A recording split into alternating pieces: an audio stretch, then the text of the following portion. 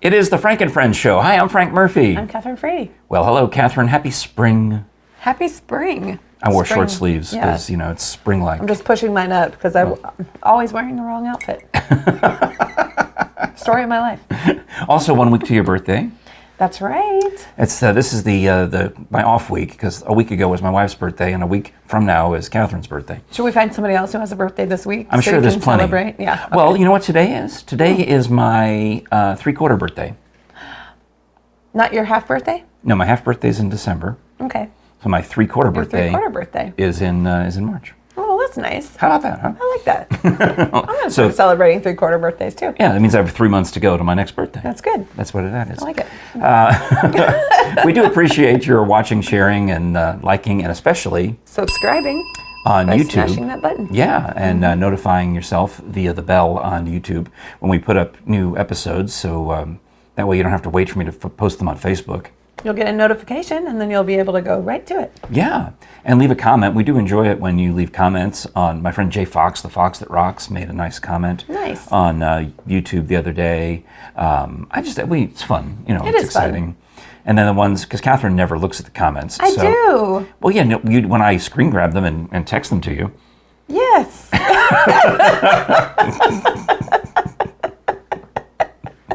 But then I do go check them out. But I get notified when a comment is left. That's because right. I have that set up on the YouTube Studio app. But anyway, also you can listen to us on podcast apps like actually Stitcher and is one that comes to mind. But I'm thinking Apple and Spotify and Audible and Google and all the bigs. All of them. Yeah, and you can find all of our merchandise at our website frankandfriendshow.com/store. Where we got mugs and pint glasses and cell phone cases and T-shirts. Yeah. Sweatshirts. And Kathryn wants you to buy something for her birthday. Yeah, for yourself. Keep it yourself. Yeah. But just write, happy birthday, Kathryn, in the memo. That'd be great. Thank you. Is there a memo? I don't know. Okay. Okay. But do that. All right. Actually, you give me this is a homework project now, but maybe I can figure this out before we do the birthday episode. Okay. Is we could there's a way to make a coupon code. We could maybe do a sale, the Frady sale. So that'd be great. Well, a birthday sale. Remind me of that. Someone send me a text. Yeah. Because it requires a work, but it can be done. That'd be great. All right. So I'm a lozenge in my mouth. I'm sorry. Me too. I'm trying not to show that I have one in my mouth, but anyway, yeah. Well, all right. Sometimes when we talk so much.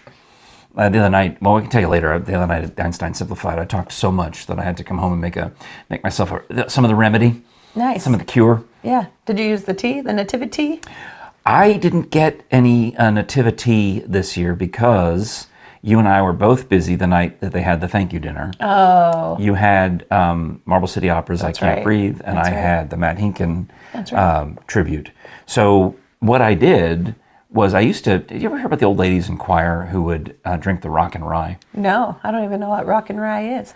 Well, I didn't either, but we moved, maybe it's not a common thing, but there was a lady in the church choir who swore by Rock Rye. And anytime any of the choir members would complain about their, throat being tired, or maybe they'd have a little bit of a tickle or scratch, she would prescribe for them Rock Rye. Okay, what is Rock Rye? It's rye whiskey with rock candy. I like it so far. With rock candy in it. That sounds fabulous. Yes. Oh, I love this remedy. So I might have to drink it just on Thursdays. Yes. And then,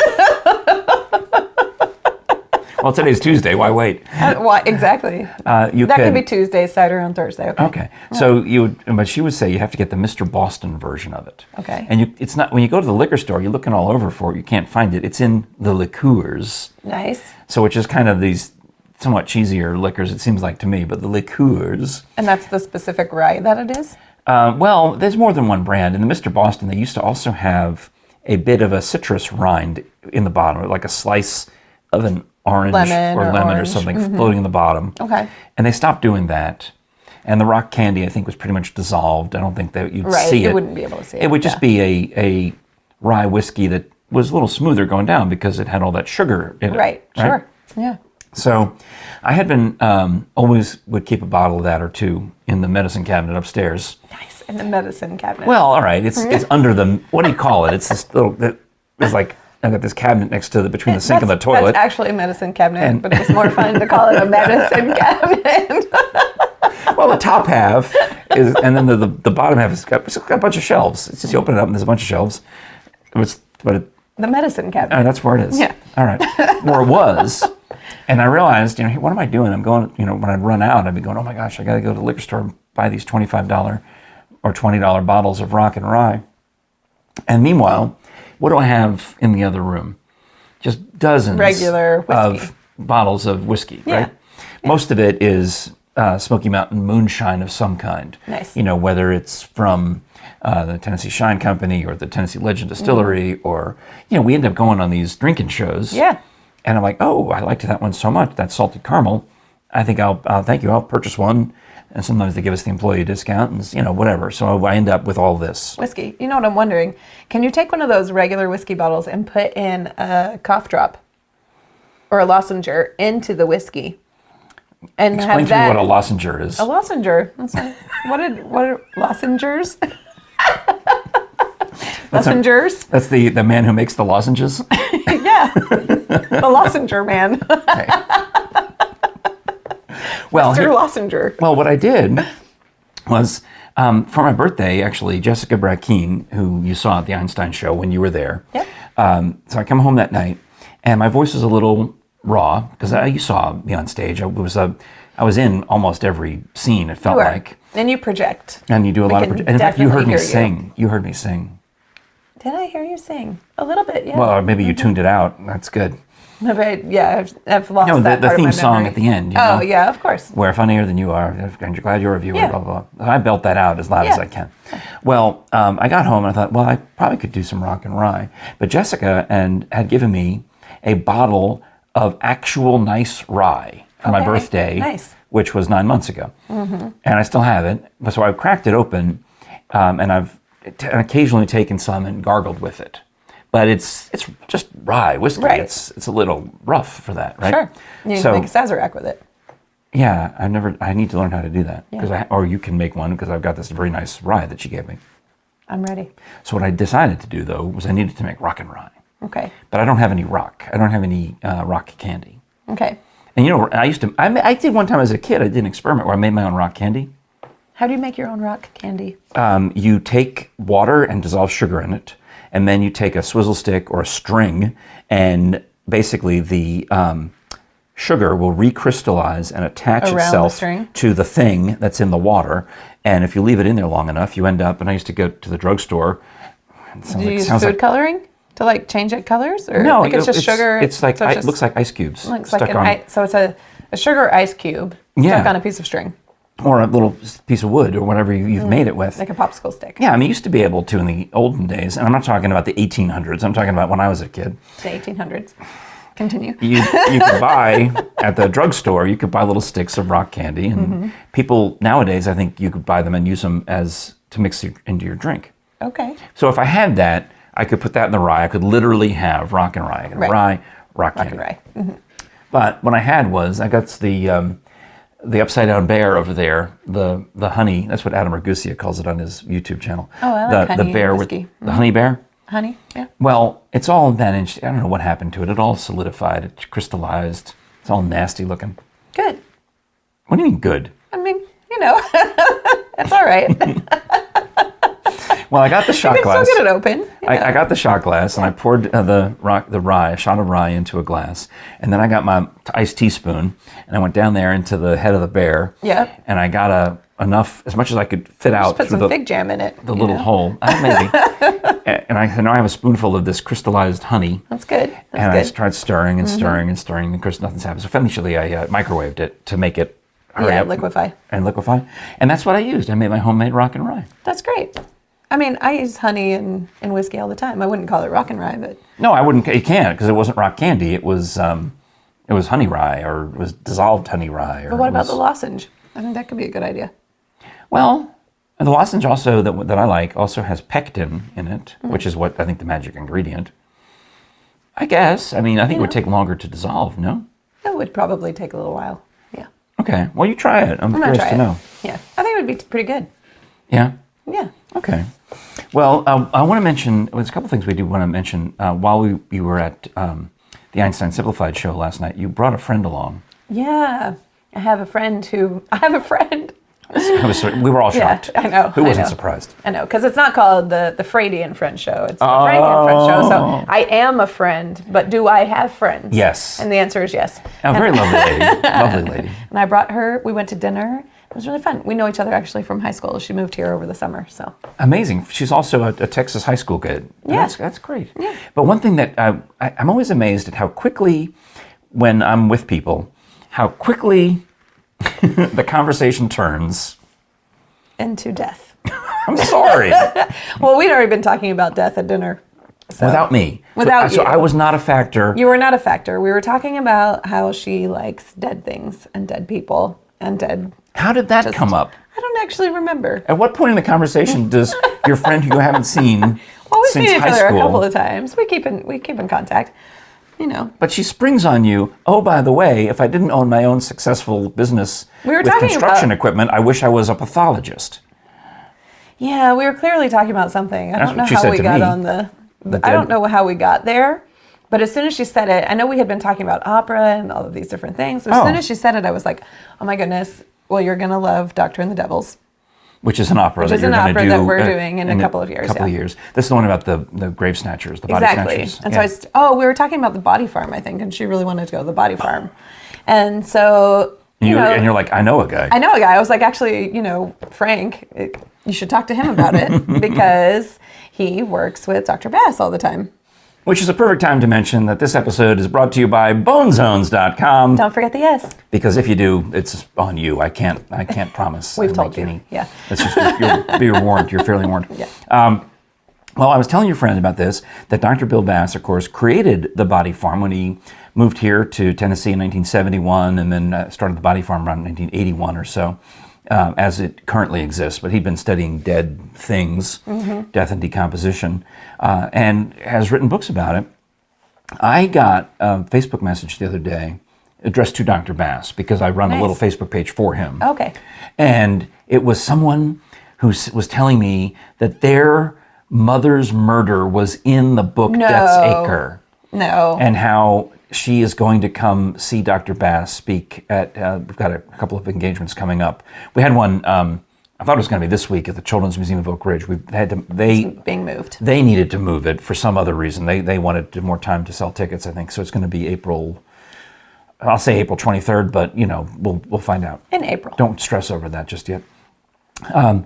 So she's going to come and talked about how I went to get the book. I got the book off my shelf and I'm looking like, oh. That's crazy. Oh yeah. I mean, this was one where they went up to Union County. It's in the book Death's Acre. So if you want to get you can buy that at bonezones.com and get Dr. Bass to autograph it, right? Mm-hmm. And the hardcovers are out of print, so it's hard. You have to really, if you want to get it, you really should get it through Bone Zones. But anyway, they go up there and there's this burn barrel, and there's a femur sticking out of it. Oh my goodness. And the guy is trying to say, no, it's a goat. And of course, the police look at it and they're like, oh, we better call That's Dr. not a goat. Yeah, they're like, we better call Dr. Bass. And sure enough, of course, it's this guy's dead wife that he's murdered, and the mother of the lady who wrote to me. Oh my goodness. How old was do you know, was she really young when this happened? Or I will have to ask her all of those questions. I believe she was young really because she intense. then was adopted by, or I think if I remember correctly, she got to go live with her birth father's parents, and it was the adopted father who was the murderer. Okay. Or the stepfather was the murderer, if I Yeah. remember correctly. Anyway, it's in the book, Death's Acre. It's in the chapter titled Backyard Barbecue. Wow. Backyard barbecue. That's Sorry, good. but that's what a it's lot. called. That's a lot. Bonezones.com. Don't forget the S. Get the cups. Get the shirts. Skulls. Get the skulls. Ah, yes, the autographed natural style resin skulls. All of the fun things. Great memorabilia from Dr. Bill Bass and the Body Farm. Yeah. Bonezones.com. Bonezones.com. Don't forget the S. Yeah, so I was telling her that she should talk to you about it. Yeah, and we had a nice conversation, which You did. quickly turned to morbidity. Yeah, I think I stepped away for a little while. Yeah. You mean mentally, because you just... No, and actually physically as well. I was like, okay. Wait, didn't notice. So you didn't even notice I walked away for a minute. Yeah. I was like, all right, then let's let them go. Let them go. Talk about all I was these telling her murders how they do the murder reenactment shows here in Knoxville, how the body farm is in Knoxville. And I think you were telling her about the instance where the person's body was over here, but there was a pathway to the other half of the when we go to the body. Children's Museum, we're going to do the fireworks slideshow. Yeah. The illegal fireworks factory. That was quite morbid too. Yeah. Great. Good times. Well, she's probably going to be at that event as soon as it gets scheduled again for April. Nice. Yeah. She can actually meet, the daughter of the woman who was murdered. Yeah, I don't know if we're going to make her stand up and point her out or anything, but yeah, she could theoretically. Theoretically. Yeah. Yeah. So when you had this night out with your friend, so who invited who? Or was it just a kind of a... Well, it's just kind of like are you free to get dinner at some point? And then we picked a date, and we kind of had to go back and forth about it because we're both busy and this and that. And then we fell onto a date, which happened to be a Tuesday. Good. And so I thought, hey, this could be fun. Well, it's only two people. It's pretty easy to plan something. But, we were talking about parties. Parties and surprise parties and your birthday. My birthday. My parents actually invited me to come to Texas a few weeks ago to go to my dad's last day that he's preaching at the church. So that has already happened. It's already happened. But it was the same weekend as something big. You had a lot going on. You would have had to have... Who knows? Yeah. Well, we were at the WATE Man show. I know that. So you would have had to left for the airport right after that. I would have had to leave. Yeah. Oh yeah, I was in the show and... So my we were mother, on stage. We had things. We had things, and my mother knew that I was very, very busy. But she invited you. She invited me through a text message. But did she want you to come? Let me see if I can find the text message. Because the reason I ask is I'm thinking of a party where there were some people I know wouldn't be able to come, like my son Frank Jr. I know he lived too far away to come, but I told my sister-in-law, go ahead and invite Frank Jr. anyway, because I'm like, what do I do? I'm wrong either way. If I don't invite him, he might feel left out. And if I do invite him, he might feel obligated to drive the 10 hours to get there, which I don't want him to do. Sure. Well, this is the text message I received while I was in the middle of a rehearsal. Not sure if you can make it, but Daddy's last Sunday at church is March 6th, and we would love it if you could come. And what day did she send this? On February the 22nd. Okay, so that's 10 days. 10 days before the event. Maybe 15, maybe 2 weeks max. Maybe. The 22nd. It was going to be the following weekend. Okay, so barely, not even 2 weeks. Not even 2 weeks. All right. Yeah. And I was like, do you know what I'm doing right now? It sounded to me like they wanted me to come. Yeah. I mean, your parents always want you to come. Well, of course. That's a parent thing. Of course they want you to show up. Sure.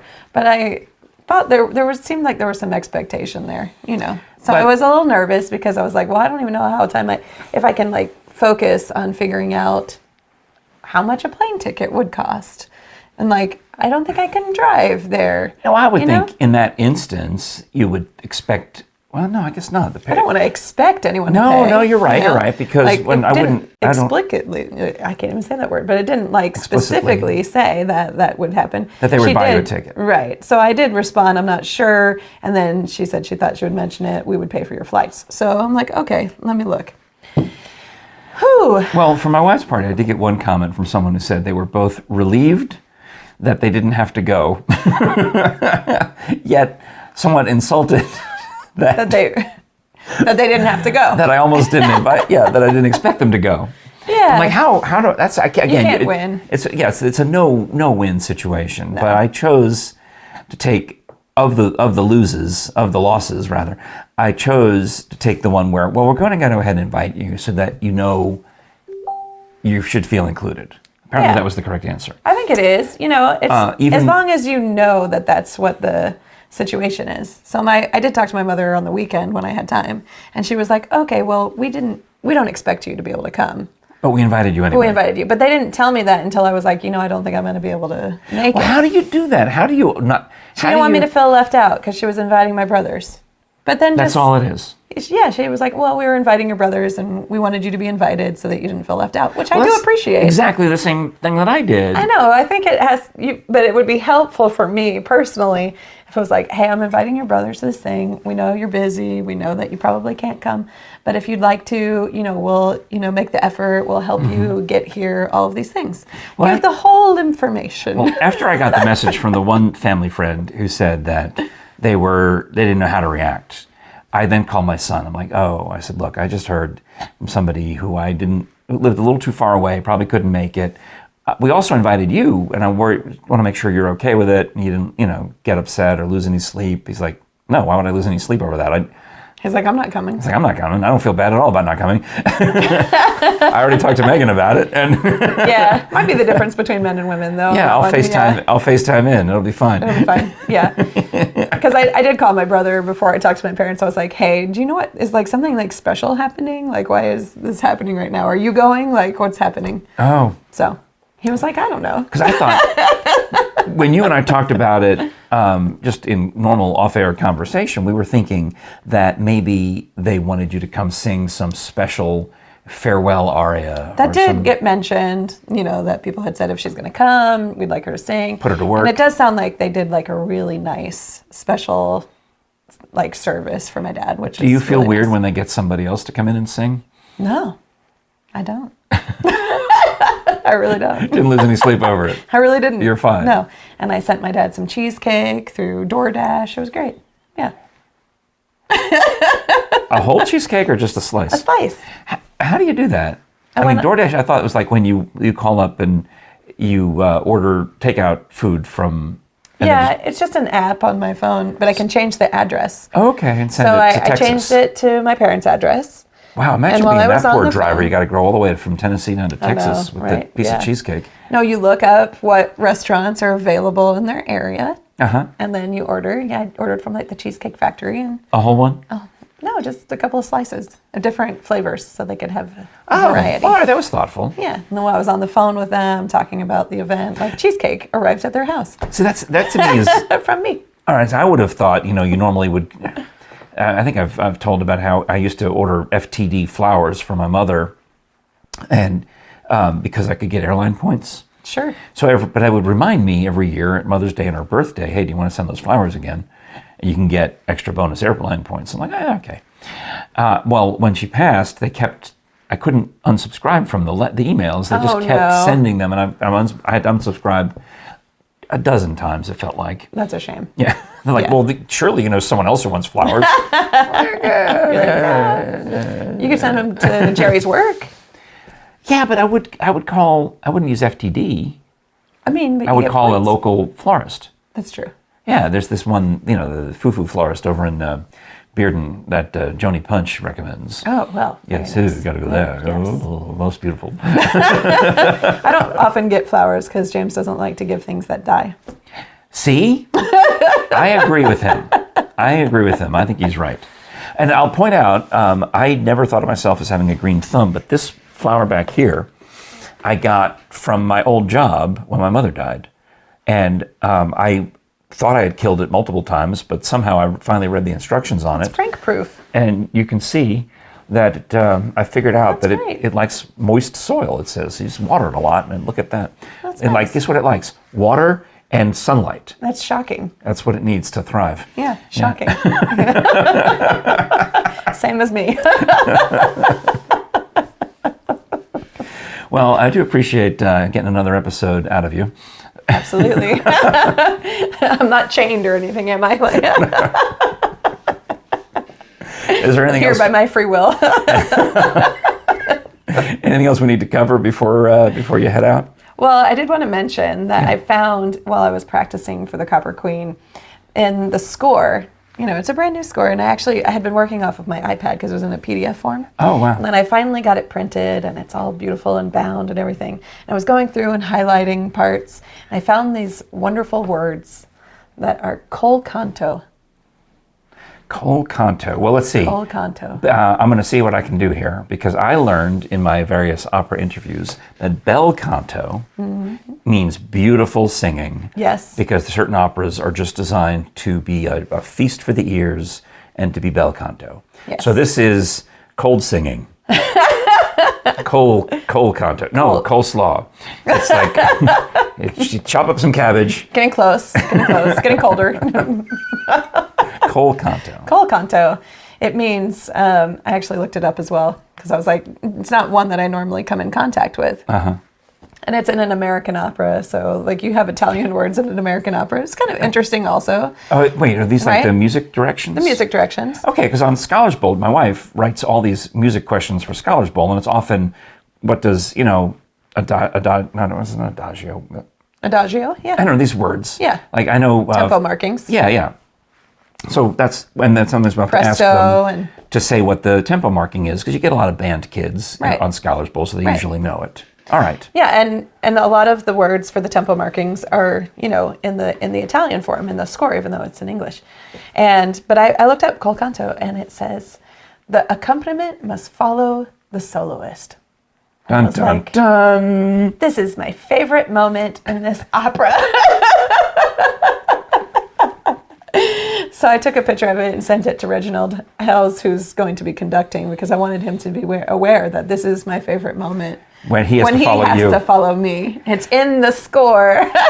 That must be in other opera scores too, right? It must be in some of the traditional repertoire where you seen get it okay in that way. Yeah. Because in one of my many opera interviews, and can't tell you off the top of my head who I was speaking with, but I've heard the concept. I didn't know it was called col canto. I didn't know the way you described it, but there was this understanding that I learned of the conductor and the orchestra understanding that they sometimes that the singer is an instrument Sometimes in the the opera. singer leads, And sometimes the conductor and leads. sometimes the singer's going to milk it a little longer or Yep. take a little longer or shorter, and sometimes there's applause. But right? a lot of times you have to work that out in rehearsal. And I've actually been in rehearsals where the conductor and the singer don't know who is leading who. And that can be very Is this one of those conversations we embarrassing. had on a long car ride back from Gatlinburg one night? I feel like I I'm think getting you're having some deja vu. semblance of, well, she wasn't joking about it that day. Well, it wasn't me. I was just watching. I know, that's in what I'm this talking about. situation. But yeah, it was really. It's a couple of years ago, yeah. Yeah, it's interesting to watch that happen between, it's just a lack of communication at that point. Yeah. But there's no room for lack of communication. In this score, it says, this is when you're going to follow me. Boom. And I like it. All right.